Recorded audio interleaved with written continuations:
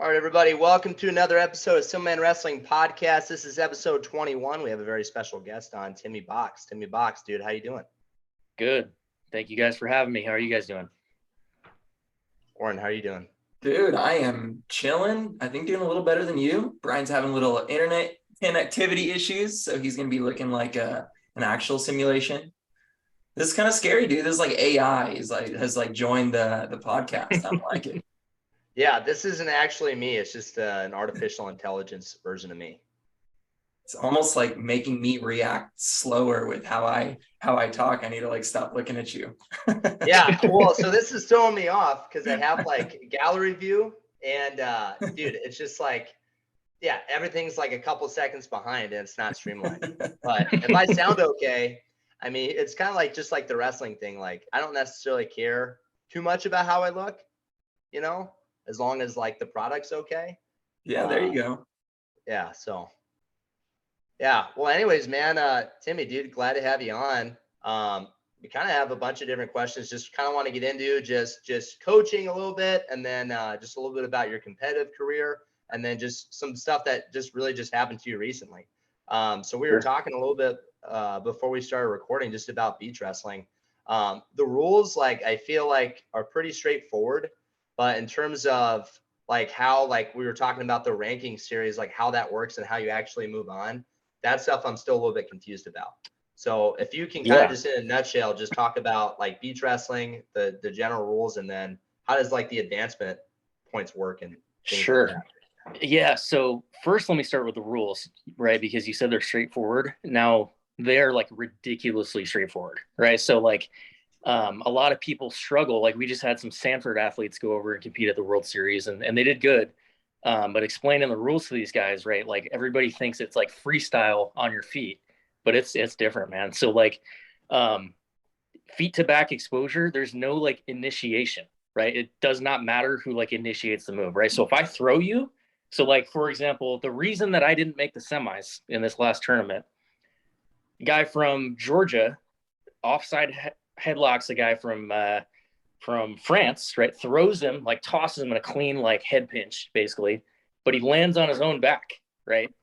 And even though he threw the guy, because he landed on his own back, the guy lost, right? So the guy who got thrown won the match. So if your back hits first, you give up 3 points. So it's crazy. It's the simplest rule set ever, and they did it on purpose, right? So they want it to be understood by any audience who's going to watch it, right? So that's kind of their thing. They want it to be an Olympic sport, so it's painfully simple, right? So as freestyle and Greco, athletes and coaches, it's we got to understand it's completely different. So there's that, right? That's one thing. As far as the ranking system, so basically there's a series of stops. I think there's 3 or 4 stops. One of them is a finale, and you basically amass points by going to each one of these stops, right? So it makes it really hard if you can't make it to all of them. They're all pretty much equally as tough, but it's easier for the Europeans to, hop on a bus, go down to this country, compete, go down to this country. Whereas, we're coming from the US with basically no funding. It makes it difficult to vie for that ultimate title. So I think it's weird how they do it too, because they factor in points from the years before, and then they actually the points were also going to the ANOC World Beach Games, which I don't know if you guys have heard about that and that fiasco yet. That's another thing I can talk about. No, what happened with that? So yeah, it was going to be a really cool event, right? So ANOC, it's the Association of National Olympic Committees. So it's an Olympic sponsored beach games, and it had beach volleyball and surfing and beach handball, all this different stuff, and they had beach wrestling. And so I actually got hired to be the head US coach for this. And so I was, super excited. I was already game planning for the guys. I flew out to the wrestle offs we had in Iowa. So we had a little Final X in Iowa, and the USA Wrestling flew me out there and everything. Wow. And so I'm in Scotland last week, and I get an email that says the whole game's imploded. I guess, yeah, it was crazy. I guess Bali, there was just some issues with I think one of them was with Israel, and then it was they didn't want to give funding to the game. So all these different things just made it just basically implode, right? So there's like 1,500 athletes who have been training for like years for this thing because it only happens every 4 years. Wow. And yeah, it's like a legit like Olympic competition. And so the whole thing just collapsed, man. So you're It's a huge saying bummer, but what's that? Yeah. Well, you were saying so it's getting funded by one of the Olympic sponsors. What I guess like what caused this funding to kind of back out? Was it something that was it political? Like was it religious? Was it just maybe there's something, turmoil that was going on? Like was it a protest? So initially I was a little worried when I first started looking into it because there was an issue with Israel, right? And I think it was something like Bali didn't recognize Israel as, a country that should compete. I don't want to get into the politics of all that, obviously, Yeah. but it's happened, right? It happens with other countries. I think like Iranians don't wrestle Israel if they're matched up, right? That happened at this last World Championship. Yeah.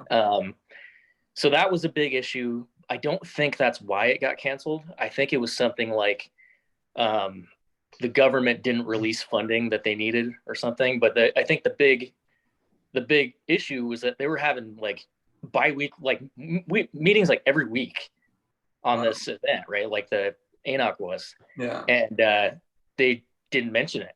Like they literally didn't mention it, and they just kind of dropped the ball. And so, yeah, we're over there and we get all these emails. Rick, are you serious? Was this before you competed over there or after you competed? It was like right after I competed. Yeah. Wow. So, I mean, you got to think about it. Like, there's been so much Olympic money pumped into this thing, right? Like we were funded, we were getting Olympic money. There were people who bought plane tickets or people who like invested in training for years, right? I mean, there's a lot going on. I mean, I was getting ready to book a U.S. World Team camp, right? Probably down here in Chula Vista. And, not doing it now. I mean, So, we probably will, but not for this event. What's like the fallback? Do they have to like answer for this? Do they have to say, hey, this is what happened? What happens? We'll see. They've made the initial like announcement and just crickets since then. And it's been about 5 days. Now UWW came out. I saw a announcement from the president. They're thinking about doing like an alternative event for the wrestlers at least. Yeah. Which is cool, but like it's still not the same, right? A lot of these countries are getting money because it's an Olympic event, like us. And so without that, we're just kind of out of pocket again. Wow. Well, part of it, I'm sure like all these different beach events are all happening in the same proximity. I feel like it's also just a really good marketing opportunity, just getting exposure for all these other beach sports that, are maybe like just a little bit, I'd say non-traditional, like wrestling's still wrestling, but just seeing it in a different way, I think is awesome. And it just sucks that, this thing kind of imploded. Hopefully it happens. Yeah, it does. Yeah. I mean, that's kind of the whole approach to beach wrestling now is, they're saying that wrestling has to evolve, right? And like, if we're looking at it as an Olympic sport, there's a wide fan base for wrestling, obviously, but they really want it to appeal to just anybody, right? And, watching Greco-Roman, it's not that exciting, right? To the average viewer. I love Greco. I'm a Greco All-American. I've done it my whole life. I love watching it. But for people who don't know, what comes to mind is like watching Snoop Dogg and Kevin Hart laughing at it. And that clip in the Olympics, you guys remember that? It was like, that was funny, but people don't get it. They don't know what's happening, right? And the one thing I'll say about beach wrestling, and this is kind of the thought behind it, is, you're out there on the beach, you're half naked. There's like good-looking athletes who are fit, right? I mean, that's premise. You're a good-looking guy, Timmy. We get it. You're a good-looking guy. Thank you. I mean, I'm just saying, I'm looking at myself behind your head there. No, but this is what they're saying, right? They want it to appeal to a wider audience, right? And that's absolutely, at the end of the day, that's what the Olympics are all about. And so that's it in a nutshell. That's what they're trying to do. And we still haven't figured out if it's gonna be an Olympic sport. I know we should find out very soon. Nice. Having these games crash like this, I don't think that helps. But we'll see. And then the other question is like what it's gonna do to Greco. So I don't know if like right now there's also like there's men's freestyle, men's Greco, and only women's freestyle. So they want to balance that out. Mm-hmm. Right. So either Greco's going to go, or they're only going to have women's beach wrestling, or they're going to have men and women's beach wrestling and Greco's going to go. So I don't know what's going to happen. I wonder like why there's such a big issue with, like, for example, just like there's already men's freestyle, women's freestyle, men's Greco. Like, why can't we add, 4 weight classes and make it 10 weights? Like, I know, I understand, like, part of it has to do with funding.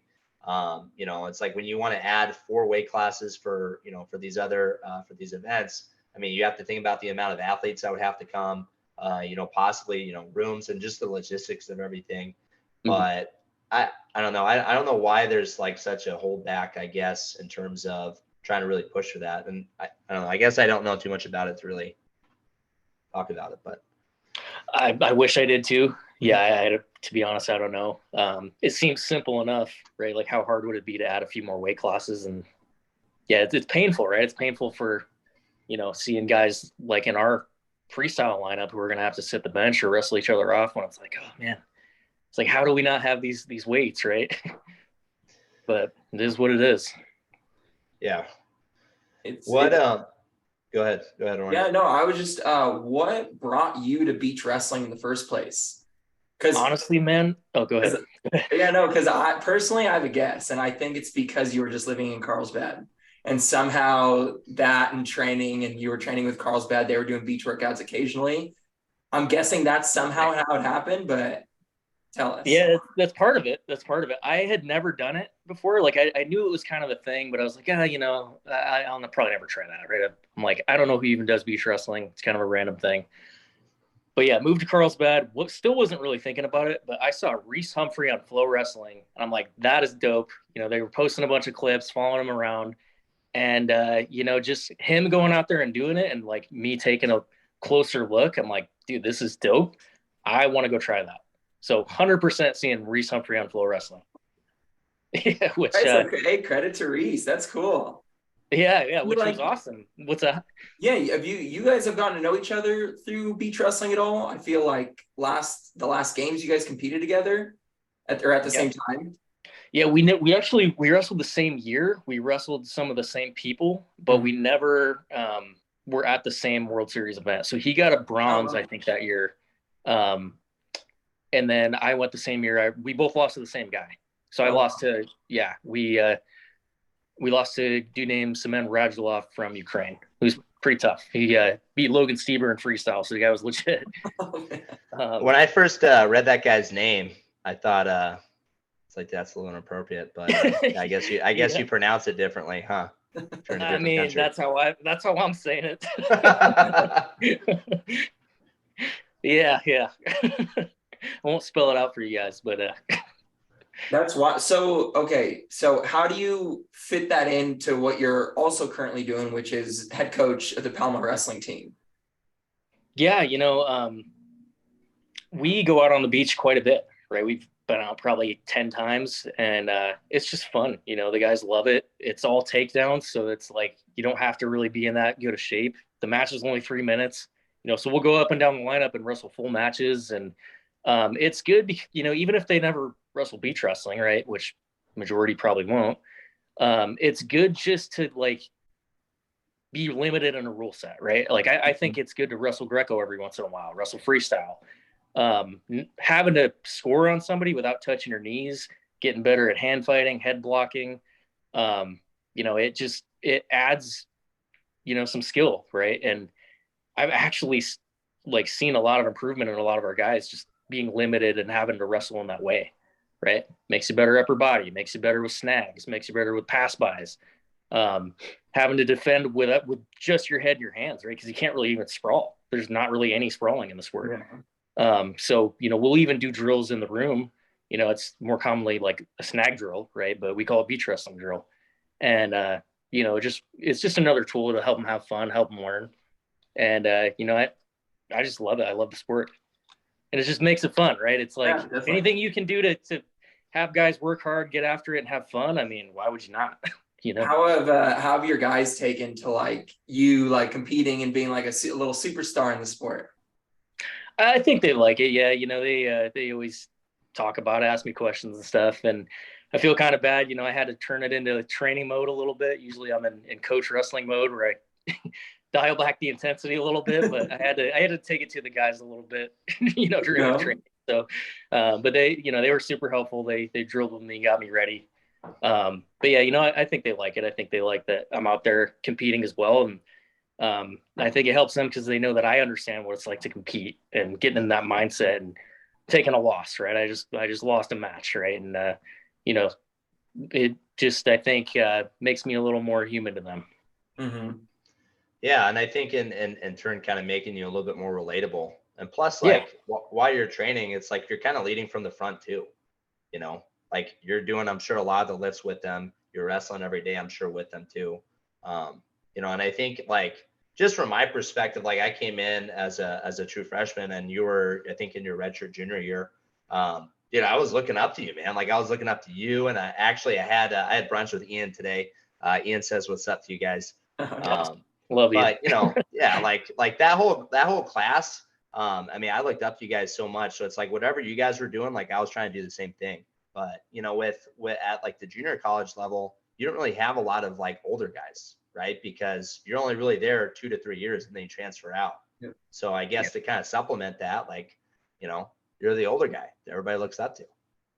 Oh yeah. Yeah. I mean, you're exactly right. I mean, you get 2 years and you're out of there. Right. And so I think, I did think of that while I was training for this. I'm like, these guys are watching me. So whatever I do, they're going to be paying close attention. Right. And I got to put my money where my mouth is. Right. I've been preaching all this stuff for a year or so, or however long they've been on the team. And there's also high school kids in the room. And, I'm like, yeah, I gotta be ready every day.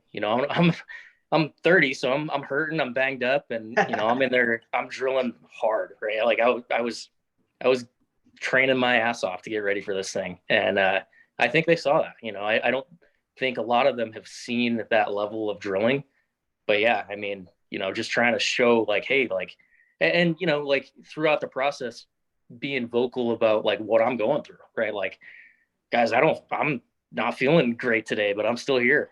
Like you said, being more relatable. I think that's okay to do, right? You don't got to know everything as a coach. You don't have to be perfect. And, me saying like, hey, it's like the rule of thirds, right? Like a third of the time you feel like crap, third of the time you feel okay, and third of the time you feel great. I'm like, I would tell them that. I'm like, dude, I'm not feeling it today, but still got to wrestle, And yeah, I mean, I think like people see like, better or more experienced wrestlers, and they think that they're like perfect or like that they're just mentally on all the time. It's like, no, dude, I'm second guessing myself all the time. It's just I'm better at it because I've done it for longer and I've got more experience. And Yeah.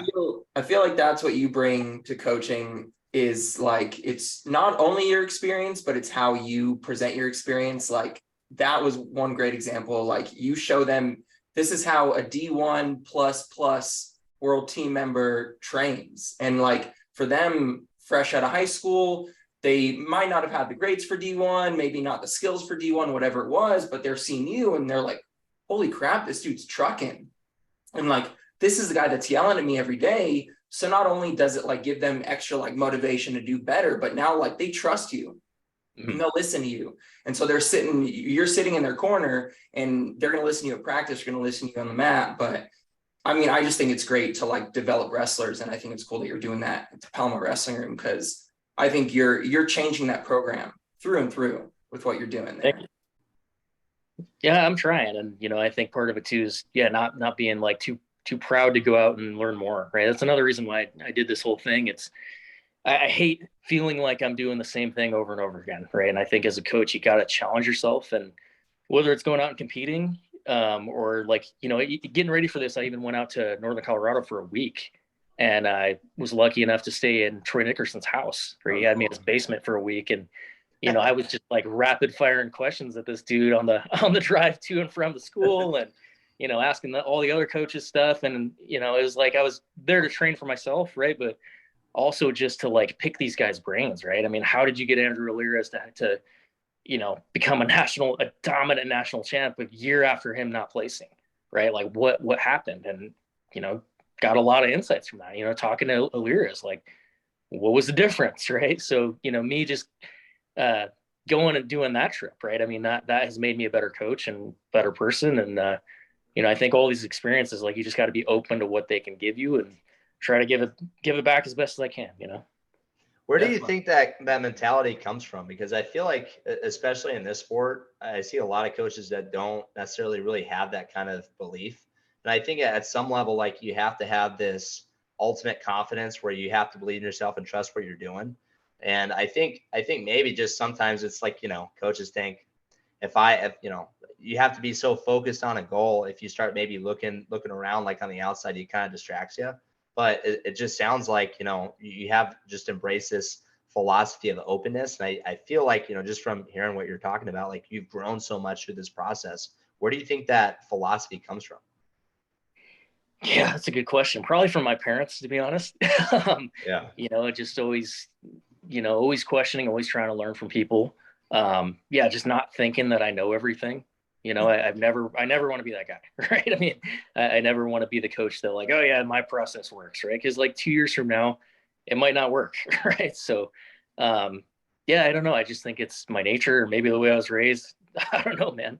I've also been, fortunate to have good coaches, right? I mean, I had Andy Varner, he was a fantastic coach, and just so many others, right? But it's also just from getting my ass kicked, I think, to be honest, right? And I think, like, honestly, like, as crazy as it is to say, like, not becoming a D1 All-American was, like, the best thing that could have happened to me for being a coach, right? Because, like, if I would have, I think I would have just been like, yeah, I'm a D1 All-American. I can do whatever, right? And I genuinely always thought I was going to be, right? I beat, plenty of guys who were on the podium, plenty of top 10 guys, and it crushed me not to. But, like, after that, I think it just kind of gave me some humility. Like, dude, you don't know everything. Just keep learning, Yeah. Even now, right? I was on top of the world and I lost to an Azerbaijani guy, right? So I'm like, there's something I can learn from that. I'm still not at the top. For sure, man.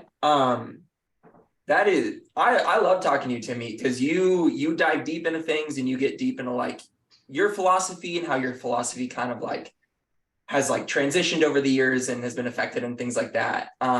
I want to give the audience a little context with what you're doing with Palomar. So, like, I wrestled at Palomar back before I wrestled at Cal State Bakersfield. I wrestled with you at Cal State Bakersfield, and now you took over the program, and it's like a landslide, a good landslide. Just tell us, like, exactly kind of all the different things you're doing with Palomar program right now. Yeah. So, just to rewind, right? So I started coaching there. I was an assistant since 2017 right after I graduated. Wasn't really doing too much. I just would kind of go in the room.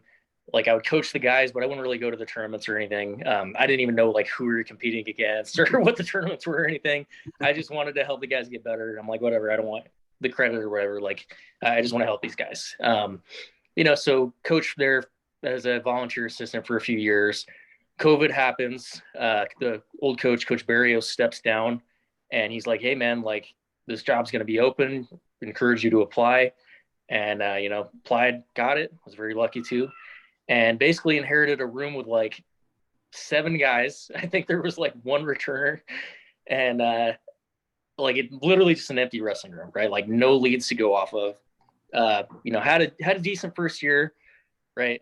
Walk in, and I again, I think I know what I'm doing. I'm like, oh yeah, I know how to coach and blah blah blah, and go in and start showing stuff, and I'm, like, showing some pretty higher level technique, and I'm, like, looking around. I'm like, okay, well, I got to rewind, like, all the way back. Like, these guys don't know.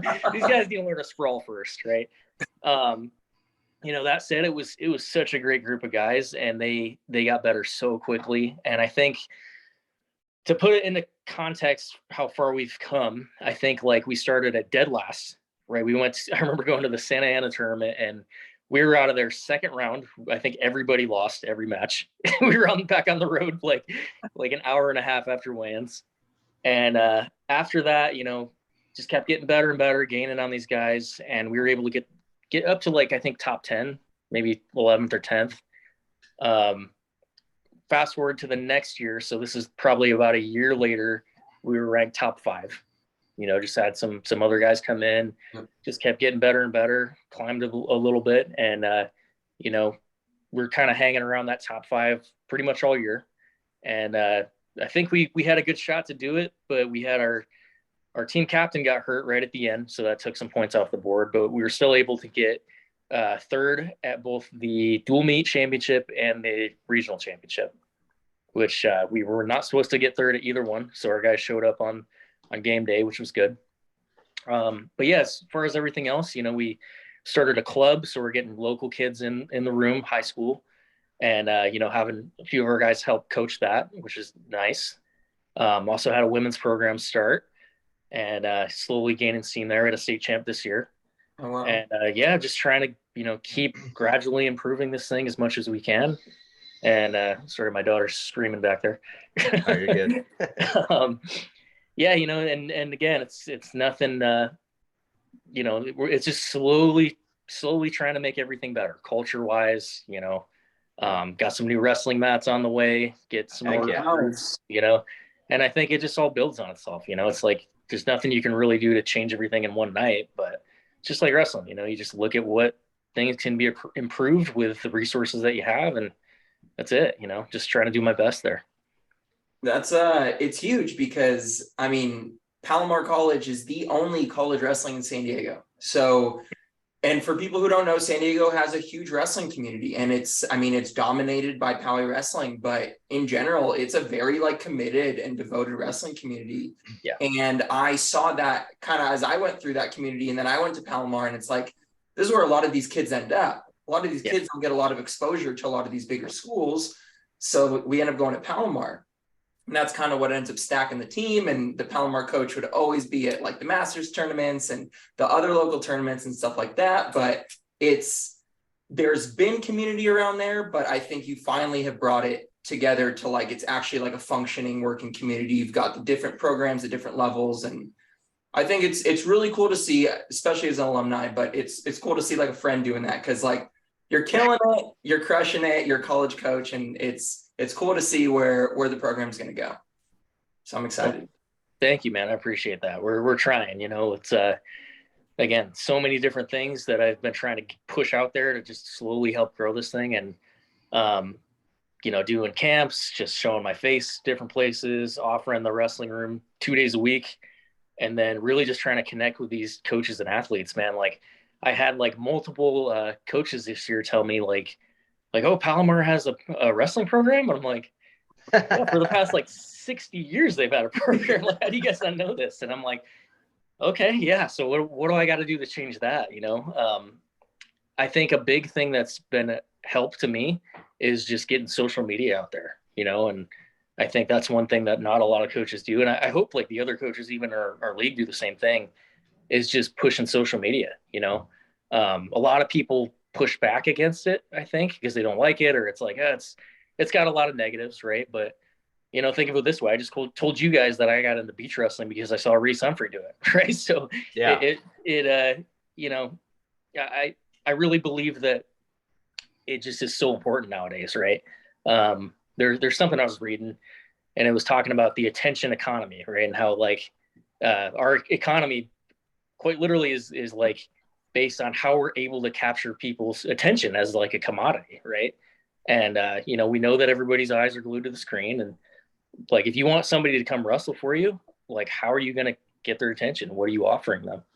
If they don't even know who you are, how do you expect to do that? So are you doing TikTok and everything else? Just Instagram, Facebook. I have a newsletter.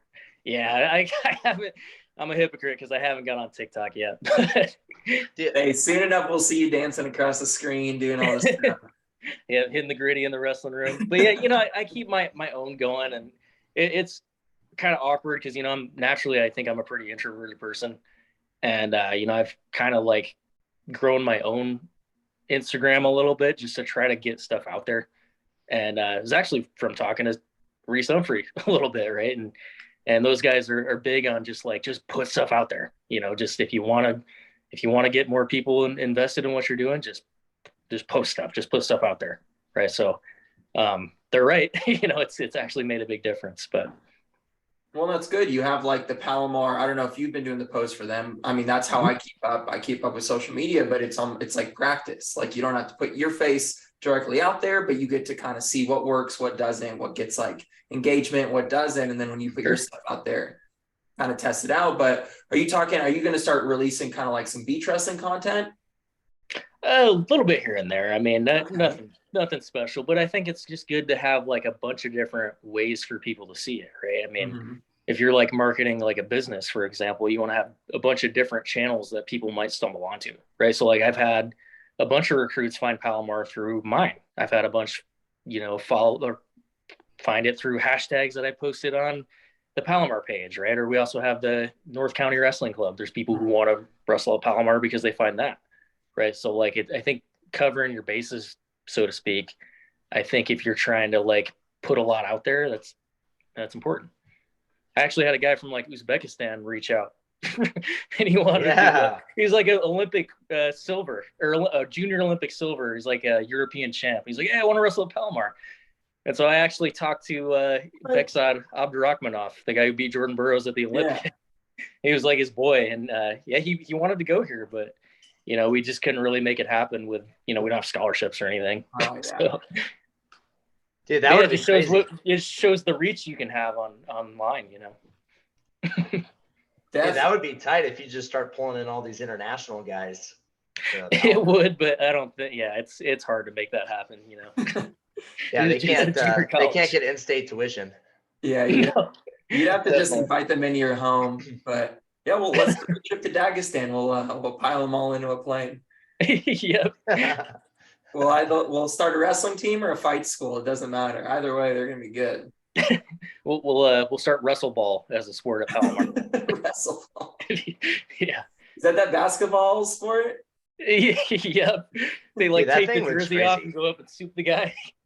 Okay, that's there's like aren't there some big like wrestlers or big fighters that are really into that? Isn't like Khabib into that? I don't know. That's pretty scary if he is. Sadulaev's done that. That's what it is. I think Sadulaev is like really into that.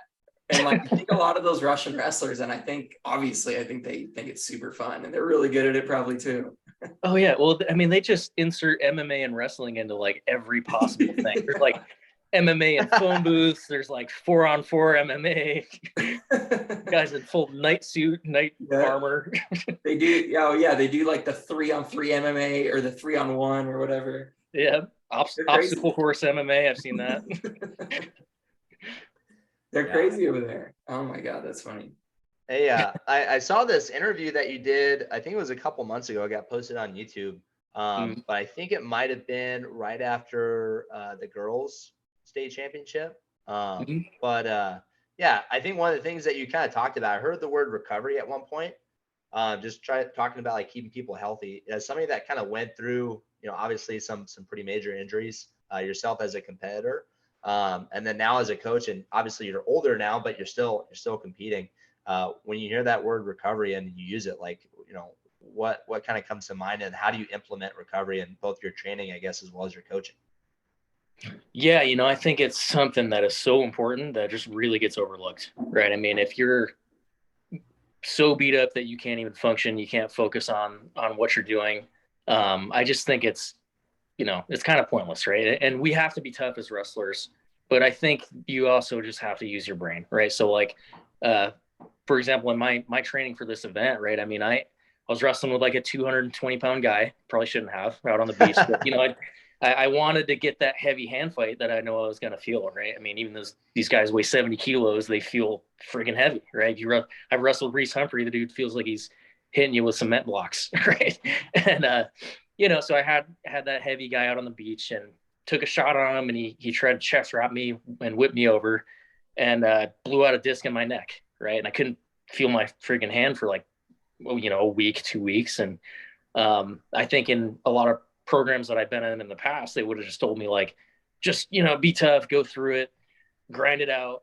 And, I wanted to, right? That was my first inclination. And I'm like, dude, I'm going to take like a week and a half off. I'm going to mentally train. I'm going to do what I can. I'm still going to be locked in. I'm going to scout all these wrestlers I'm going to wrestle. Right. So, rather than just ramming my head against the wall and staying hurt, I did the intelligent thing, and I'm like, okay, I'm still going to prepare, but it's just going to look a little different, right? So I'm still building that confidence by training. It's just in a different way. So I think that's a part of it. I think not being too proud to recover, right? I think it's like people think that they're not tough if they are injured, right? I experience that all the time in our room. Like, a guy will get hurt, then I'll go off the mat, and then he'll come back on. Like, oh, I don't want to miss practice. I'm like, dude, you're hurt. Like, go do stance in motion or go, do something else, right? It's okay. Like, take a breather, take a second. We train for 6-minute matches. We don't train for 3-hour matches, right? I just want to get you ready for that 7-minute match, right? So, I think just being smart. The other thing is something that I'm probably going to try to do as much as possible. It's hard to do in JUCO, but that's limit the live goes in practice. So talking to Andrew Aliris, had a pretty good conversation with him at UNC, and he was talking about, I don't want to give away any secrets or anything, but they really limit the live there. Like, something ridiculous. Like, he barely went live all season. But when they're drilling hard, right? The drilling is locked in. It's crisp. It's perfect. It's with intent. But yeah, live, I mean, I think it just leads to so many injuries. Again, I think that's hard in JUCO because a lot of these kids don't have a lot of live experience. Got to do a little more. But I think just being careful, right? You don't need to grind and go live for 3 hours every day. I just think that's, I don't think that's the best thing to do. Yeah, I think you definitely need to cycle your training. Like, there's certain times of the year where you need to train hard, but when it comes like closer to the end, like, I mean, we started doing this here at Frontier, and we drastically noticed a difference in terms of like guys not getting injured as much, and then also like just being in shape. And it's like we actually run a lot less, we lift a lot less, and the way that we lift is like we'll do like a little bit of a circuit, and we'll do like a lot of bands and a lot of like functional like lifts, like stuff like that.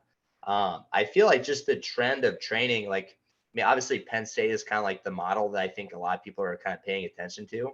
And I think there's a lot of really good coaches just across the country that have kind of adapted it and applied it to their own programs. But, I think just the next evolution is just this old school, like, like you said, train when you're hurt, and train through it. And we need to go lots of live, and we just need to fight and need to scrap. Yeah, sometimes you need to do that. And I think being able to do that and knowing how to do that, I think is important. But when you're actually trying to develop wrestling, like, yeah, that's probably where you need to spend most of your time. Is just, let's just drill. Let's spar. Let's play with certain positions. Let's learn technique. Let's develop our own style. And that's something I think is, I think that's kind of like the next evolution or revolution I think that's coming in wrestling. I agree 100%, man. Yeah. Yeah. And you mentioned drill. Oh yeah, go ahead. Sorry. No, you go ahead. Yeah, no, you mentioned drilling, right? And I think drilling is just so important, right? And not even just drilling like one move, right? Like, we try to drill in sequence, just all these different types of drilling. Like, I think you should do like sparring situations, right? So like, start in a situation, don't go full go like 70%, right? There's room for that. There's also sequence drilling, right? Where you're like, make contact, tie up, set up, take him down, transition to a ride, turn, belly down, get a wrist. Like, it's okay to like drill the sequences that you're going to hit in a match, right? Because thinking about my own career, when I because I think in college I ended up having like 56 bonus point wins, and a lot of those came when I just started drilling like that, like drilling like in sequence, right? Like, I want to put 8 points on the board within this short little window here. How am I going to do that? And I really try to teach that. Like, don't just drill, don't just walk up to a guy, take a shot. Or like, put your hands on him, set him up, blah blah blah, go through the whole thing. And then also just having a partner that's not going to be like super locked up on you, right? I mean, you got to build that muscle memory a little bit and not have some spastic partner that just kind of shuts you out. And I think there's room for that too, right? You have drills where guys a little more tense, you got to figure out how to open them up, but you got to have both. Yeah. Do you feel like that's harder to do? It's definitely hard at the high school level. And then the JC level, it's hard too. It's just like trying to get these guys to relax. And like, sometimes I'll grab a kid and, he's super strong and athletic, but he's just like flexing the whole dang time. It's like, dude, You need to relax. Like you're not gonna be able to feel the movement if you're just, so tense the entire time. Take a breath, please. Exactly. That's why people gas out in like 20 seconds, man. Yeah, it should be loose, know when to wrestle hard, know when to have that hard hand fight. But yeah, when you're drilling like your movements like a shot, can't be like super tense, But yeah, to answer your question, at the JUCO level, it is. There's some guys I will say who are really, really good at drilling, and that those are usually the ones who improve the fastest, Yeah, for sure. I kind of have a couple questions, man, and they might get kind of deep. And if you want to duck them, I won't chase after you. But so I remember like coming into the CSUB room, and this is springtime, and actually it might have been like the start of like our summer training time. And I remember everyone sat down, and the coaches were there, and they talked about, hey, we have somebody that just left our program, they're gone. And I just remember like they said who it was, and like pin drop, dude. And it's like, dude, Timmy Box is gone. Dude, why'd you leave? Why'd you leave CSUB? What was going on? Your thought process, like, why'd you go, man? I mean, a lot of reasons, right? I mean, let's start with the positive ones first, right? So, I was graduating, first of all, right? So I was, there for 4 years, was able to get my degree, and was looking at other options. And so main reason is that I found a good program at Northern Colorado, right? It was just kind of a win-win, seeing that program, talk to them, and then also the fact that Troy Nickerson was there, had just taken over the program. Mm-hmm. We actually dueled them. I don't know if you were there yet or not. I think you probably were. Yeah. I saw that he was a coach. He was actually from the same area that my dad was from. So I had watched him, when I was a kid, and he was like perfect at Fargo, right? Won every single thing at Fargo you could win. 5-time New York State champ, NCAA champ. So I was a huge fan of his anyway. But yeah, lots of reasons. Like I just wanted to get away from home. That was another one. Was just looking for something different. I'd been in that room for many years, and just wanted to like get something different, get something new. I will say, mentally, I just wasn't in a good place at that point, and I'm not afraid to say that. I think like if you're in an environment where, mentally you're having some trouble and you're vocalizing that trouble and not getting any help, you're going to crash and burn, man. And like, I'm very open about that because I don't ever want to have anybody on my teams be in that situation. That's part of the reason why I coach. And I think there were some great coaches there. I think that there were some things that I didn't totally agree with, but I wasn't going to let them like destroy me mentally. Right. I was just like, it's time for a change. It was really, really difficult leaving a lot of people that I was very close with, and that's a regret that I have is, I didn't tell anybody. I just was like, I'm making this decision for myself, and I'm going to do it. I didn't tell anybody before I did it. And it's a partial regret, right? So like I told all those guys after the fact. It probably, created some rifts and some friendships for a little while, which, it happens. But then again, I don't think like if I had talked to them before I did that, I don't think I would have done it. So in that respect, I'm glad I did what I did, especially looking back. I think one of the hardest. No, that's deep, man. I feel like that's like one of the hardest parts about like leaving a program. Like for one, like, like you said, you have a lot of relationships with those guys that was on the team. Like you wrestled in high school with a lot of those guys, Yeah. And I think it's hard. And, I had to switch coaching places. And that was like one of the things too, because I knew a lot of those kids. I coached them when they were like, 7th, 6th grade, and they didn't understand why I left. And they take it so personal. Yeah. And it's like, dude, like you got to do what's best for you. And, maybe that's selfish, but it's like, as somebody that also like cares about you, it's like, that's also, I want the best thing for my friend that's going to leave and go to a different place. Cause that's where they feel like they need to go, to become a better version of themselves. But it's hard not to take it personally, Yeah. Like we weren't on the team we were on the team together for a year. But I just remember, dude, I think it was like maybe my first day or possibly like the first week. But dude, I just remember I was wrestling Bryce and Adam, and I was just getting shellacked, dude. And it was hard. It was hard. And then I would go back to I lived with Everett and Miguel, who graduated 2 years before that, and Sammy Cervantes, who had just graduated. And I'm not gonna, without getting into it, I just did not get any sleep. Like there was no sleeping. So dude, that first week was hard. And I remember I think I just got out of the shower and I was sitting in the Steve Neal room and just sweating and just like thinking about like, not that I was going to quit, but I was like, dude, this is going to be a long 5 years, bro. Yeah. And you were there and you told me like, you know, you kind of just asked me like, how's it going? And I'm like, oh, you know, I'm adjusting. And you told me like, hey, if you ever like need somebody to talk to you, or if, you know, if I'm ever struggling, like just reach out to you. And like, I don't know if you remember that, but dude, that like, that helped me out so much. Wow. Well, I'm glad I said it. I don't remember it. Yeah, that's okay. It sounds like something I'd say. It definitely sounds like something you would say. Yeah. Yeah. Well, what? Go ahead. No, go ahead. Yeah, go ahead. Yeah. So all right, let's take a step back for a sec, dude, because I don't mean to get too emotional. What would you say are like some of the biggest differences in terms of how like UNC trained, and once you got there, just kind of making that adjustment, because CSUB kind of trains, you know, almost like I don't want to say Iowa style, but kind of like that, just hard and intense and lots of live and you know, training very physically. When you got to UNC, I guess what was similar and what was different? Yeah, you know, I'd say the intensity was there. It was different though. You know, it was just a different vibe in the room. A lot of it was just more technical. You know, we took a lot of time spent on just technique, right? And positioning. You know, he had a system that he called baseline skills, right? And stuff we would do pretty much every day.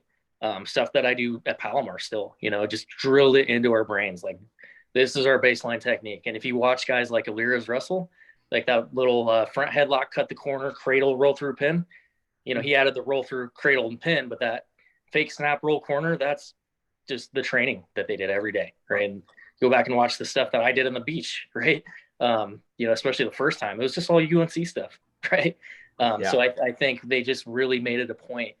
And you know, Troy Nickerson, the dude's just a genius, you know, technically, and just knows what he's doing. Also very intense, you know, very intense person, but in a good way. And if you do what he says, you know, good things happen. You know, that guy's just everything about that guy's mindset and attitude and philosophy. It's magnetic, you know, and it rubs off on you, or it did on me at least.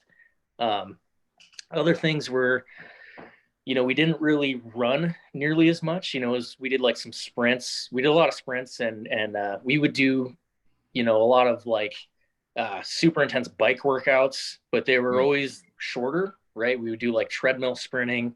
And again, most of our shape just came from hard drilling. But yeah, I think, what else? I mean, we weren't really doing 2-a-days either. You know, I think at Cal State, we were waking up pretty early, wrestling in the morning, go back for practice. And I know a lot of programs do that. Nothing wrong with that, but not really something we did there. You know, you could get extra work. Like I would always work extra. But yeah, you know, just I think very intelligent drilling. And the thing with them too is, you know, I went back again for a week a couple months ago, and they were a little bit different, right? They removed a lot more of the live. You know, they really just want to build in that drilling. So were they doing any live at all? You know, I was there for a week. We had one live day. Wow. Yeah. I was asking people to go live. I was asking Alira, I'm like, hey man, please go live with me. He's like, no. He's like, no, dude, I'm not going live. Yeah, well, it really sounds like they just dialed the live almost completely back. I'm talking like, you know, they go live like 5 times a year. It's really just saving it for like live matches. Yeah, wow. Which I think there's something to that, right? I mean, you know, you don't want to burn out on live like during the week, right? If you haven't wrestled live and you're like ready to go, I think there's something to that. Yeah, because you guys were saying that earlier, and I was like, I remember when I was like years back, I heard that the Valencias were like that they didn't like to go live and they only drilled. And I don't think I believed it at the time. I was like, yeah, right. They probably love to go live. And now thinking about it, it's like, oh yeah, that's probably mostly what they do. Yeah. is probably just drill and drill and drill. There's something to that, man. I mean, my training, I stopped the live 3 weeks out. I didn't do a single live go for like 3 weeks before I just competed. I felt great. You know, I felt crisp. I felt like my reactions were right. You know, I would do like half live stuff. Like I'd do kind of like a half hand fight, you know, kind of thing, just to build some natural reaction, not just straight up drilling. Or more like sparring, right? They would do sparring stuff. So like some of the drills they would do would be like hard in, easy out, right? So like you go about 80% to set up, get to a leg. Once you get to the leg, then it's an easy finish. Partner just lets you finish. And then they do the reverse, right? Like easy in, right? We're just kind of light sparring on our feet. Somebody gets a setup, gets in deep on a leg. Then you kind of do like an 80% go. So stuff like that, right? It just kind of putting you in these different situations. You're still getting a good look, right? I mean, think about it like you're striking, right? I mean, striking practice, you don't go full go all the time, but you're still there when you need to be. Oh yeah. Yeah, I think especially like you know, a lot of our guys sometimes struggle. Like we have a lot of guys that like I'll just say, you know, Miguel Estrada, like he's short, so when he gets on that single leg, it's hard for him to finish, you know. Yeah. So using stuff like, you know, easy in, hard out, it's like you just get more reps. Like you only have so much time. Like let's just hurry up and get to the leg and get to the spot where you need to work on. And as soon as you like that leg's coming up, it's on and you're going live, you know, or you're going 80% or whatever it is. I feel like that stuff is great. I think, you know, part of it is just kind of like picking your brain, just kind of hear, you know, that you're doing it and that other programs are doing it. It's just kind of almost, you know, in some degree, it kind of validates just what we're trying to do, I guess, with my program too. So absolutely. Yeah. So I kind of want to talk about validated. I wish we had like a stamp that we could stamp. There you go. Gosh. Maybe we'll make what a you shirt guys out need. of it. You need some voiceover. Validated. Boom. Dude, I think we need you for voiceovers. Wait, just say it real quick. Say it again real quick. You gonna grab it here? Okay, ready? Validated. we'll grab it, and then Oren, you need to figure out how to do like I know where it's like every time he's thing. doing little stabbing motions. Like what's that guy that does that he does like a show about like money and like the economy, and he has like just goes around, like he'll say something and they'll press a button that like says the same thing. Do you know what I'm talking about? Is it like Kramer or whatever? Something Kramer? Oh, what's his name? It's like a not real estate, stock market type show. Something like that. Where he's like yelling and screaming, the bald dude, yeah, hitting stuff, and and things are going on in front of him and stuff. Yeah, well, dude, we need to have some kind of soundboard, and then that way, if somebody says like something like, you know, validated, I'll just hit it, and then you just hear Timmy Box's voice saying validated. It's the attention economy, guys. I told you guys, keep people engaged. Yeah, it's almost like that dopamine gets released, you know, and people hear it, they see it, and it's like, oh, dude, like this is great. I like this show. I can't figure out why. Yeah, snaps their attention back, right? They're listening to you guys. They're watching, you know, something else. They lose their attention. Boom, snaps them back. I'm teaching summer school right now, and it's hard keeping kids off their phones. Especially it's like you're there, you know, we're in class 4.5 hours, you know, so kids are just on their phones all the time. And, you know, I'm okay if you're done with your work, be on your phone, but there are kids that, you know, are behind, and I look over and their head's just down. They got their phone underneath their desk. And I'm like, are you playing a game? They're like, no, I'm just watching TikTok. It's like, what are you watching? It's like, what are you watching? I don't know. They don't even know. Just mindless scrolling, man. It's just scrolling. And it's like, on the one hand, it's like, I don't want to use TikTok, but on the other hand, it's like everyone's there, and you know, maybe I can somehow use it to benefit, you know, our team. Like, all right, I'll get on. So we have a TikTok for Frontier, but it's mostly just the kids like messing around. Like we played Duck Duck Goose while we were waiting in between rounds for a tournament, and we're just outside. So I just like, all right, I'm just gonna start, you know, just trying to goof off with the kids. So I just went around, started just tapping their heads, and then one just busted out a phone and just started recording it. It's just silly stuff like that. You know what you guys should do? You guys should each do like at like tournaments or stuff, like give it to a wrestler and be like, hey, this wrestler's taking over the feed or the what's it called, the stories, and this wrestler is going to post all of the stories throughout the day, his day throughout the tournament, whatever. A lot of the Division I teams will do it. They won't do it through like tournaments because I think they're like too focused. So I guess, we don't do it through a tournament, but like day in the life of like these like college wrestlers, high school wrestlers, whatever it is. I like when they do that. Yeah, I would trust like a college wrestler. I'd be hesitant to do it with some of our high school wrestlers because I know it could be stupid. I would have to even be very careful at our team too. I was just thinking we'd need a bunch of paperwork filled out, liability forms, all the different stuff probably. Yeah, maybe if they did it on their own and then they gave me the video and like that way I could kind of edit it. But still, like if they did something crazy, like I don't want to even talk. I'll talk a little bit about what some of our guys are doing, but like we had guys that were like starting food fight. They're not like bad kids. Like they're all like really good students, got good grades. You know, they're come from good families, but they'll just do like silly stuff. Like, you know, one kid started a food fight. You know, but they start food fights. Just silly, you know. It's like, dude, stop doing that. But it's always like something like that, you know. It's like just chill. But they can't do that. I don't know. I think it's TikTok. Just don't chill. Yeah, TikTok. No, we have good kids. Days. Hey, so I got a couple questions, just kind of speed fire. So first one, favorite college match that you've competed in? Ooh, favorite college match that I've competed in. I'm excited for this answer. That's a tough one. Let me give it a little bit of thought. I can tell you my favorite. Sure. I watched this in high school. I think like Flow Wrestling or somebody posted it, but it was you and Michael Mangrum. Yeah. You guys would just have these scraps, dude, and just getting these crazy scrambles. Crazy. Yeah, that was fun. I'm upset that I didn't win any of those because I think I was beaten him both times. And then the dude is just tough. And I think he headlocked me once and hit me with like a cross ankle pick the other time. I think it was up like 6-1 in the Pac-12 finals on him. he just put me away. But he was tough. And you know that those matches gave me a lot of confidence though, right? Because I was like kind of straight out of high school, especially the first time I wrestled him. And I think he was ranked like second or third. And I'm like, you know, at that point, you know, because it takes a lot to like get yourself to believe you're that good or good enough to hang with these guys. And I started taking them down. And, you know, I look back on those matches and I'm like, yeah, that's definitely when I started to think that I was like on the same playing field as these guys. So yeah, those were fun matches. I think I do have a favorite. So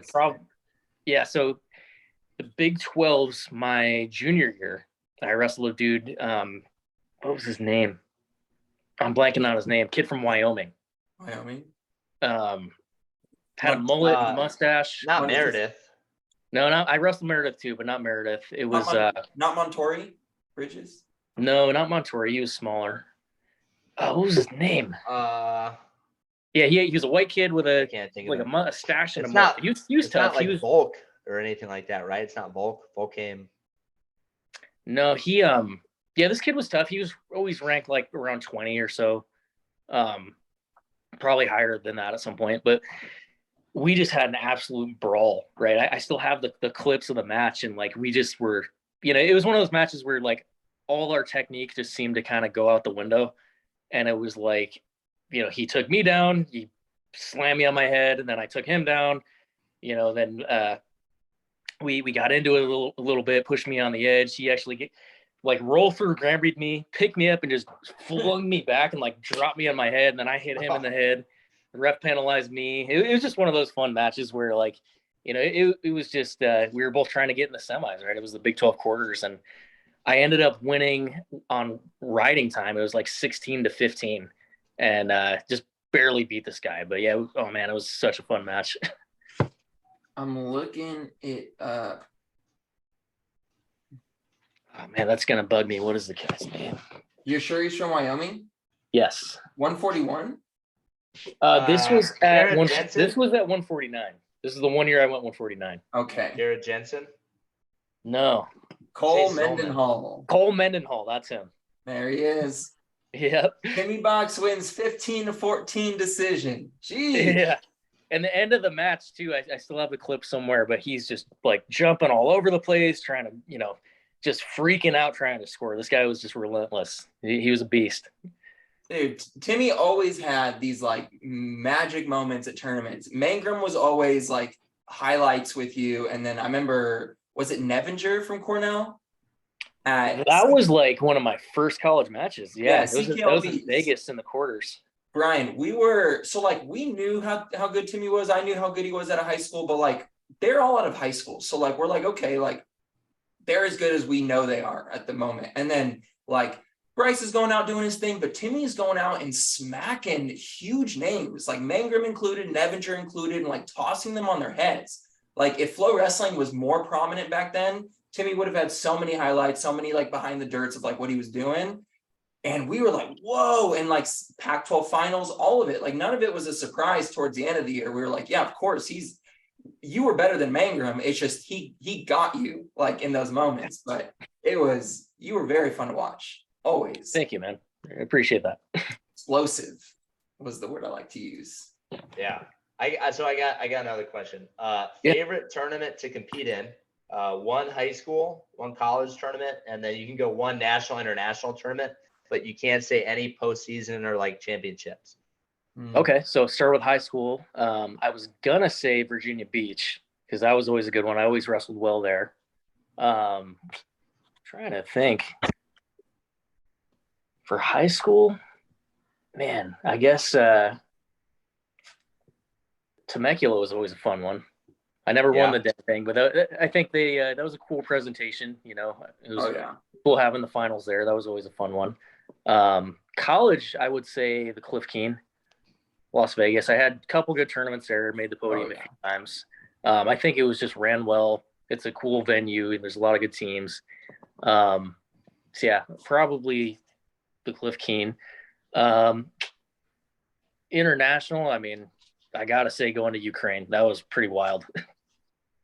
You know, just being in that city, and you know, the beach wrestling venue was just wild. You know, like, again, there's just random people walking up on the beach yelling at you. There was a advertisement on the side that had a picture of Bruce Willis's face advertising some Russian energy drink. So it was pretty surreal, you know. Dude, I feel like some of the beach events are like such a vibe. Like just I think I was watching it might have been one of the matches that you wrestled in Odessa, but like they're like playing music and like they're like bumping it. And it's just kind of like you said, like just a mix of crowd, just people like just on the beach, just doing stuff on the beach, and then you're like fighting somebody in a ring while they're like bumping music in the background.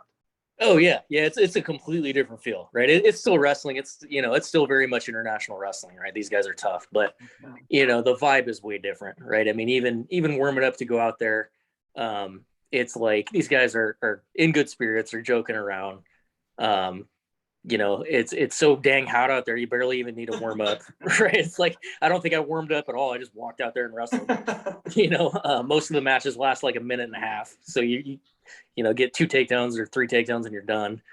You know, they're playing music. They very much want it to be something fun, right? And it is. It's amazing, right? It's like, I will honestly say this, it is my favorite style of wrestling. And not just because I've been lucky to do it and have success with it. It is my favorite style. It is so much fun.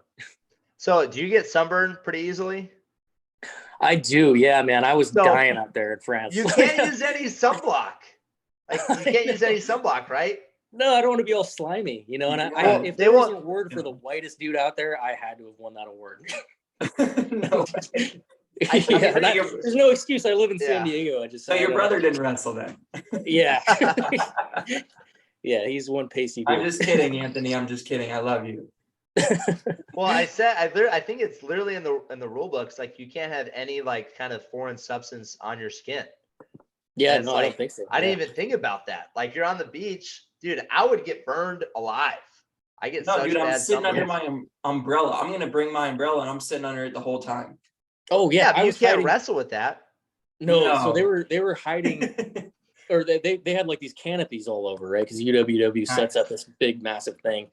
And there was one canopy that was like, you know, it probably hold like 5 people in it.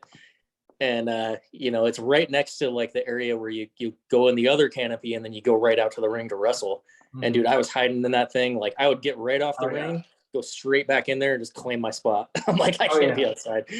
I feel like, dude, I'm getting a reflection from the sand. I can't get too close. I need to like be in the middle here. Yeah, I was counting on that, just having it shine in their eyes. No, but how's the adjustment to like the sand? Because like you're slamming someone, it's like going in crevices is one thing, but like going in your eyes, going in your mouth, how's that? It's really not as bad as you think. You know, I always kind of count, because that's the first thing that anybody always says. Like, Yeah, like, how do you deal with the sand? Like, that sounds awful. I'm like, dude, we're wrestlers, right? Like that's the thing that's holding me up. It's like we claim to be the toughest sport, and you can't get over sand. yeah, And I'm like, well, first of all, just take people down. Don't get taken down. You don't have to worry about it. But no, to be honest, it's not as bad as you think. I mean, when you go out there, you're not like that wet or anything. Mhm. If you go jump in the ocean and then wrestle, yeah, it's going to be a nightmare.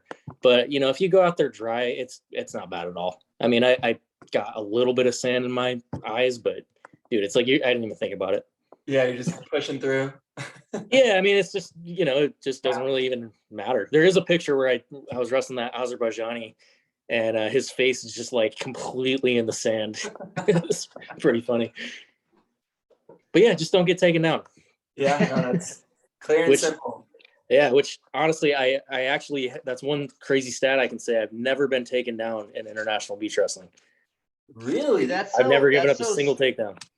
That's so silly to me. Like, so I read that and I'm like, how is he not like, how can you never get taken down and not be Lose. like in the finals? It just doesn't make any sense. Okay, like that, so push outs that's and my knee biggest touches. issue. I know, but that's like, go ahead. Go over the rules, not one more time, but so we know, so you go straight to your back, that's 3 points, or feet to back is 3 points, no matter who initiates. What are the other rules? Yeah, so there's 1 point and 3 point moves. So basically push outs, and then so it's kind of, the takedowns are a little bit weird. So I can take you down for 3, or I can take you down for 1. Okay. So if I shoot like a leg attack, and if I hit my knee, I have to finish that move to score my points, right? So like if I take a high C, come up and finish my takedown, I'll either get 1 or 3. If I don't finish that move, then he gets a point. Wow. Right? So I got to be very careful on when I shoot. If I don't touch my knees, then you know, I'm fine. But anything other than hands and feet is a point, right? Wow. So like, you know, there were a few times in this tournament where I would just kind of slip, or my knee would just barely touch, and that would be a point, right? So that's how I gave up points. I think in the match that I lost, I gave up 2 push outs, and one was like I tried to go for a shot or something and just kind of hit my knee. Or no, I think I just kind of fell, to be honest.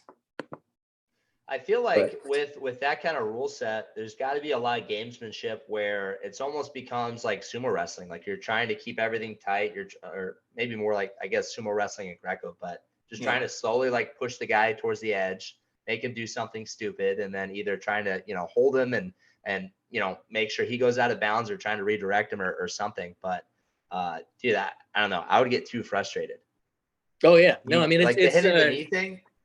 It is frustrating. It's a very different rule set. I mean, it's like you can't go in there expecting to wrestle freestyle, right? It's a different sport. And, you know, that catches a lot of guys from the States up in particular, because they just want to go rapid fire a bunch of shots, and it's not going to work. Yeah. You know, so like if you watch like the Georgians wrestle, they're pretty much the most dominant country, and they got some absolute studs out there. But that's kind of their mentality, right? They don't move their feet a lot. They're just cement feet in the sand, moving forward slowly, right? Perfect hand fighting, heavy 2-on-1s, underhooks, and just getting them to the edge. And then they just kind of wait for you to make a mistake. Mm-hmm. You know, and they'll either capitalize on like a upper body throw by, or, you know, a push out, or like if you're trying to get back in balance, they'll just kind of take a shot and run you out of bounds. And that's like a lot of their style, you know? So yeah, you're risking it if you go for a lot of leg attacks. Like the first tournament I went to, I shot a lot of leg attacks, and this one I think I maybe shot 1. Wow. Yeah. How much like scouting and like video work are you doing like ahead of time? Like, oh, I know these guys are going to be there. I'm going to watch all their tape. I did quite a bit. Yeah, I knew every single person. I knew everything that they were going to do. I was mad at myself a little bit because I lost to that Azerbaijani, because I knew what he was going to do, and he was just good at it. You know, And dude has you, 4 in your world medals. post, in your What's post, that? you had said that was the guy you had lost to the year before or the time before, No, or that was the he. first time I'd wrestled him. Yeah, Oh, the guy I wrestled to before was Radulov from Ukraine. oh, okay. Seamen, right? Cement, yeah. We'll say it that way. Careful, it's a children's program. Yeah. But yeah, and then what else on the rules? I think that's about it. Again, there's the weird stuff where if you throw them and you land on your own back, Okay. you know, you give up the points. And then yeah, just push outs, and if anything other than hands and feet touch. And so 3-point increments and 1-point increments, right? And that's Yep. it. That's it. Yeah. So even if you don't give up takedowns, then that's it. I have one more funny thing on the takedowns thing, though. I was thinking about it the other day. And so in training and competition, I've only given up 2 takedowns, right? So my very first beach wrestling match ever, like I went to the beach nationals, and this random guy like took me down for 3 in like 5 seconds, right? He like came out with crazy fists. I tried to throw him and I just got flat backed. I'm like, what just happened? So that was the first one. Wow. And keep in mind, I've wrestled like a lot of world level guys since then, right? I've wrestled with Reese Humphrey. I've wrestled with Radulov, all these high end guys. My brother's the only other person to take me down, and this was like a few weeks ago. This was a few weeks ago. Yeah, I don't even know if he knows this, but like, or that he's the only other one. But yeah, I underhook him. He picks me up, and keep in mind, he's been this is off the couch. He hasn't wrestled in like 4 years at this point, probably, like completely out of shape, but just saving this one takedown. Picks me up and just tosses me on my back. And I'm like, are you serious? Box, yeah, he's the only person to get. I was like, dude, just your older brother, you know? That is such a real thing. Older brother, and then just that random dude who probably just walked off the streets and got his one takedown on Timmy Box. Yep. Those are the only 2 people. It was probably that dude. Who's that guy who wrestled for Cornell who's now walking around and says he's homeless and says he'll give people $1,000 if they take him down? Oh, Palacio? Yeah. Probably him. He was in disguise. Yeah, dude, he would be an amazing beach wrestler. Are you kidding me? I'm sure. I don't know what he's doing. I don't know what exactly his career choice is. Like, I know he helps with nonprofits and he does wrestling camps. Maybe it's just a social media personality. Maybe that's just his deal. I think he does that, and I don't know. He's always posting about like Bitcoin and investing and stuff that I don't know. I don't get any of that. I just show double legs, man. Show double legs and beach wrestling. Yeah. Well, hey guys, we've been going for about an hour. Kind of just want to start wrapping things up a little bit. Warren, do you got any other questions for Timmy? I don't know about questions. I do want to say that my relationship with Timmy, I think, was pretty funny how it started out, because I think when I was first on the show, I think I kind of said my life story a little bit, but I remember seeing the Bakersfield boys at tournaments, and it was always Bryce Hammond, Adam Fierro, Timmy Box, Ian Nickel, Coleman Hammond, the Bakersfield boys. They're the best wrestlers in the state, some of the best wrestlers in the country. But man, I did not like some of them. I don't know what it was, but there was just something about them that I didn't like. They were good and I respected them, but I just didn't like them. And for some reason, man, Timmy Box, like, he had my number for hate. Me and my friends did not like Timmy Box, and I don't know why. Like, to this day, I'm like, why did we hate him? For no reason. Nothing against you, Timmy, but we were just like, and you wrestled who ended up being our teammate at Palomar, Cal State Bakersfield, Tyler Iwamura, at the state tournament. Mm-hmm. He was a San Diego boy, and he ended up beating Timmy, and like, we were all super happy and super stoked. But story comes full circle. I get recruited to go to Cal State Bakersfield, and I get offered to live in Mike Box's home, a home that Mike Box owns, who's the father of Timmy Box. And I'm like, no way. First thing, I hit my friends up. I go, dude, I am about to live in Timmy Box's dad's house, blah, blah, blah. They're like, no way, no way. Go on, and I meet Timmy. And obviously, like, immediately I'm like, oh, he's like one of the nicest guys I think I've ever met in my life. Go on, meet the rest of the Bakersfield boys, the same thing. But I was just like, it was funny meeting him too, because I was like, man, I can't believe I hated this dude. Like, as I'm staring him in the face, like, I'm like, what am I hating him for? He's all nice and sweet. I want to just give him a kiss on the cheek. You guys Well, I'm trashed glad that I house changed at your that. mind. What was that? I said, you guys, I bet you guys trashed that house. Oh man, my roommates did in fact trash that. Absolutely. It was so bad. I was so sorry. And I left after like a year and a half there. And I told Mike, I was like, I'm so sorry. Whatever they do, hopefully it's not my responsibility, but they probably absolutely destroyed that house. Yeah, I know that wasn't you for sure, but I remember seeing the remnants of that house and being like, what what happened in here? It was, man, bug bombs, all of it. It was so Oh bad. yeah. The carpets were gone. There was just like foam and the tack strips on the side. Just no carpets. You three know who you are. Juan Salas, David Meza, Fabian Garcia. I'll throw your names out there. Oh, by name. I saw David Meza at the state tournament, and I said hi to him, gave him a hug. But I was like, man, back in the day, the worst roommates possible. The Dude, worst. he's got a pretty tough kid at I can't remember his name, but I want to say it was like 13s from Golden West. He's a sophomore, ended up being on the podium this year. Nice. I can't remember the kid's name though. Yeah, I mean he upset go ahead. No, those kids were talented. Like Meza is probably one of the better wrestlers I stayed with. He was so good. Yeah, just terrible roommate, man. So the recruiting class that I came in with, I was lucky to come in with. It was the 15th recruiting class in the country, I think. But like, dude, it was stacked. The 4 Bakersfield boys who came in, they were all nationally ranked. Fabian was nationally ranked. AC Brown might have been somewhat nationally ranked at the time.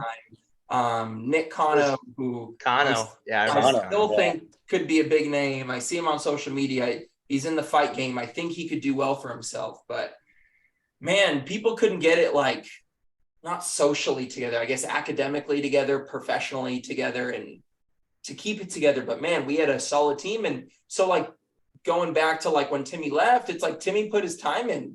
Timmy gave the coaches, he gave the team, he gave everyone a chance. And the other kid did too. The other kids decided not to leave. In today's day and age, I'm sure with the transfer portal, every kid would be gone. I'm surprised we have any kids with like the funding situation that we have over there. But dude, Timmy did his time. And I remember when I heard it, I was bummed. I wanted him to wrestle for Bakersfield, but you also like want your friends to do good and like succeed and stuff. And like, I'm getting frustrated when like I'm watching Ian Nickel wrestle at the national tournament. He's like wrestling Johnny DeJulius. And I'm going to bring this up, that Coach Mendoza and Coach Orozco have him choose down in the 3rd period when like he did fine on his feet and Johnny DeJulius just tortured him on top. And I'm like, why are we making these decisions as like head coaches and like deciding people's futures? And no offense to those coaches, but like personally, they didn't do any justice for me and for some other people who they would like take out a red shirt. But I'm just saying this for saying that like Timmy was very justified in leaving. And I don't know how how he went through it. I don't know how often he like talked to other wrestlers and stuff, but like my relationship with him was never tarnished. And I hope like most of his other close relationships aren't like fully tarnished, because like, dude, you got to be selfish and you got to do what you got to do. Bernie Truax is going to go to Penn State to take care of himself, not because he needs to take care of Cal Poly's program.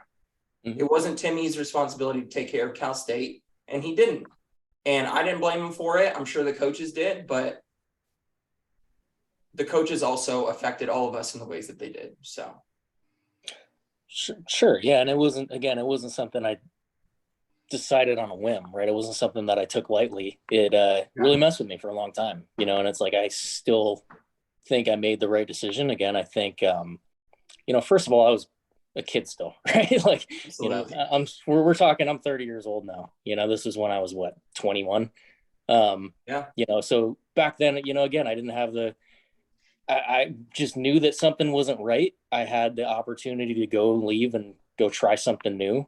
And I knew that the environment that I was in, I just didn't see myself being able to thrive mentally and physically, right? I didn't. And, that's, again, I don't have any ill will towards anybody, but yeah, when you are wrestling, it's like, you gotta put yourself first, especially if you're mentally not there, right? The sport is mental. And if you don't fully believe that you're in the right spot to do it, and, you don't think you have the resources that you need, right? Because for some people, it was a great fit, right? I mean, Oh yeah. there were plenty of people who had success there under the same coaching staff that I did, you know. But yeah, you know, I think also just like going out and experiencing something new, I think that was something that like I just kind of knew that I had to do, right? And there were some other personal things too that I didn't talk about that played a part in it too, which, you know, that's my own business and my wife's. But yeah, you know, yeah, you know, so when people make a decision like that, it's like I get that other people can take it personally, but like you don't know what's going on mentally, you don't know what's going on in their personal life. And if somebody like has a reason for doing so, like a lot of the time you just got to trust that they're doing it, they're making the right decision for them. And you know, so that's why I'm, well, you know, even now with the transfer portal thing, I know that there's a lot of kids who are just kind of doing it just because. But still, it's like you never know. You never know what's going on. So it's like give these guys a little bit of leniency. They made a life commitment to go somewhere, and you know, it's a big commitment to wrestle Division I, right? And again, you know, it's like it is mentally taxing, and who knows? People have all sorts of circumstances going on that you don't know, right? So it's easy to pass judgment seeing a Twitter update from a guy saying, how's this guy transferring? It's like, dude, you don't know. Ask him. Exactly. Right. Well, and yeah, as far as like... well, go ahead. Yeah. No, you go ahead, man. And as far as like the friendships thing, yeah, I mean, again, it's tough, and I hope I didn't burn too many bridges. You know, I still talk to these guys, and I think time heals all wounds. But yeah, you know, it's hard to be a hometown kid and leave. But, you know, I still love all those guys. I hope they're doing well in life. And, you know, it is what it is. Yeah. I think it's actually a good thing, just, you know, from talking to a lot of people that just wrestle in town, and I think people in general just in town, you know, I think it's a kind of the hope for a lot of our, at least my kids right now at Frontier. It's like, yeah, I want them to go to CSUB because I want CSUB to be good. And if that's their option, like, awesome. But part of me too is like, you know, go get out of Bakersfield and go experience something else. Like if you lived here your whole life, like go somewhere where you're going to be challenged, where you're going to be kind of cut off a little bit from your family, and you're going to be in uncomfortable circumstances, or really just new circumstances, and have to kind of deal with the unknown a little bit. Because ultimately it's like it's kind of like, you know, kind of bring it back full circle. I think, you know, your philosophy is just about being open and, you know, trying to take in, you know, just outside, I think, resources and philosophies and trying to apply them to your own. I'm paraphrasing a little bit, but I think you going into a new circumstance or a new place like that, a new environment, actually, I think probably was one of the best things for you. And, you know, I'm glad it worked out for you. Thank you, man. Yeah. And always, right. I mean, I think that's like, I think just a side note here, like, I think the best that I ever got in wrestling was when I had kids and started working, right? Because that was just such a massive life change. And it just made me tougher, right? And wrestling became the thing that I get to do, right? Not the thing that I have to do. And, you know, I got a little bit better when I left to UNC, sure, because, you know, I had to be an adult, right? And again, it just makes you like appreciate things more. And then again, dude, having a kid and then going back and wrestling again, I was like, I jumped levels without even doing anything. I'm like, I'm taking care of another human being, right? And at the, you know, the time I went to go wrestle in the first beach wrestling thing, I'm like, you know, I was doing manual labor, right? So like I was working hard 8-hour, 9-hour shifts and then going and wrestling after that. And I'm like, dude, none of these other guys are doing this, right? Like nobody else is freaking like putting an 8-hour shift in, going to wrestle for 2.5 hours, lifting, then going home and changing diapers, you know, studying for a master's degree, and then laying my kid down and having zero free time. It's like, you know, I got confidence from that. So yeah, I think getting out of your comfort zone is just good, you know. For sure, man. Well, hey, Timmy, dude, thank you so much for coming on. This was super fun. I hope you had fun too. A lot of fun. This is awesome. Yeah, of course. Yeah, you can say yes. And either it got dark around you, or your hair and your beard just kept growing the whole time. I'm sorry, there's no light in this room, guys. I got like a laptop screen. I just noticed I'm nowhere near the actual weight. I don't know what's going on here.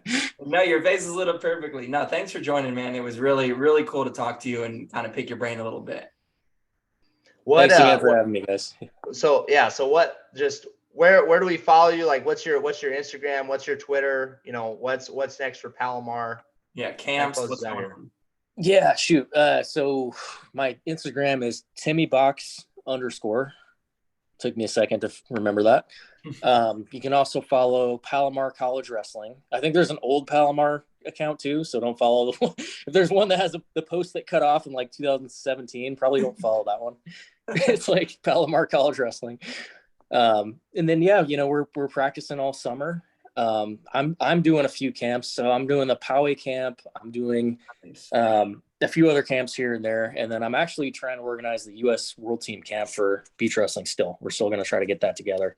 Hopefully, have it around here, and try to get some partners, you know, lined up for that too. So a lot going on in the summer, and then we start in August with our season. Sweet. All right, man. We'll be following. All right. Thanks, Timmy. Thanks, guys. Yeah. Later, dude. Yep. Bye. Bye.